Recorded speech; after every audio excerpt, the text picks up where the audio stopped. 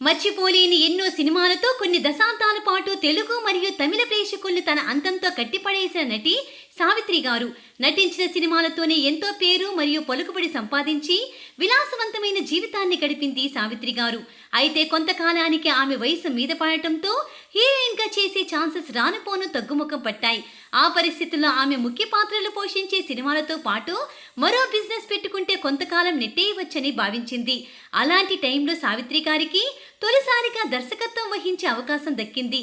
1967లో మహిళలే భాగస్వాములుగా Srimata productions limited అని సినిమా కంపెనీని నెలకొల్పారు. మొత్తం 12 మంది వీరమాచినేని సరోజినీదేవి అనే మహిళ ఆ కంపెనీని విజిట్ చేశారు. సినిమా పేరు చిన్నారి పాపలు. ఈ సినిమా కథ కూడా సరోజినీదేవిదే.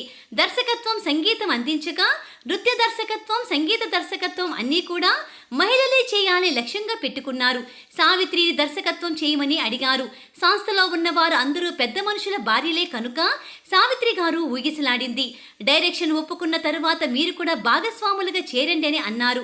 ఇక భర్త జెమినీ గణేశన్ కు ఇష్టం లేకపోయినా సావిత్రి గారు భాగస్వామిగా చేరి సినిమాకి దర్శకత్వం వహించింది. సినిమా విడుదలైనాక పెట్టిన పెట్టుబడి సగమే వచ్చింది. మిగతా నష్టాన్ని పూడ్చడానికి సావిత్రి గారు బంగారం, సొంత ఆస్తులు అమ్మాల్సిన పరిస్థితి వచ్చింది. భాగస్థులందరూ తప్పించుకున్నారు. అక్కడితో ఆపేస్తే ఏ గొడవ లేకపోయి ఉండేది. కానీ ఇదే సినిమాను తమిళ్లో తన భర్తతోనే కులం దైవుల్లం అనే పేరుతో తెరకెక్కించింది. ఆ సినిమా కూడా సరిగ్గా ఆడలేదు.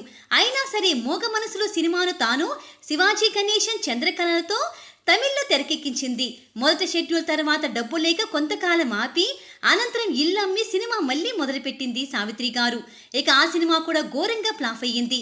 అనంతరం ఎన్టీఆర్ గారితో మాతృదేవత, చలం గారితో, చిరంజీవి గారితో సినిమాలకు దర్శకత్వం వహించడానికి ఒప్పుకుంది. నిర్మాతలు వేరే వారైనప్పటికీ సావిత్రి గారు గ్యారెంటీ సంతకం పెట్టుకుని నెత్తిన వేసుకున్నారు. మాతృదేవత సినిమా హిట్ అయ్యింది. చిరంజీవి మూవీ మాత్రం పోయింది. కానీ సావిత్రి గారికి తిప్పలు తప్ప డబ్బులు రాలేదు. మళ్ళీ స్టూడియో పక్కన ఉన్న 6 ఎకరాల పొలం అమ్ముకుంది. ఆఖరికి జగ్గయ్య గారితో వింత కాపురం అనే సినిమా తీస్తే అది కూడా ఫ్లాప్ అయ్యింది. అలా మహానటి సావిత్రి జీవితాన్ని నిర్మాణం మరియు డైరెక్షన్ కోలుకోలేని దెబ్బతీశాయి. సీనియర్ ఎన్టీఆర్ గారితో నటించిన మాతృదేవత మూవీ సూపర్ హిట్ అయినప్పటికీ ఆ డబ్బులు సావిత్రి చేతికి అందనివ్వలేదు ప్రొడ్యూసర్స్. అలా డైరెక్షన్ మరియు నిర్మాణంతో తన ఆస్తుల్ని పోగొట్టుకుని దీన స్థితిలో మరణించింది సావిత్రి గారు.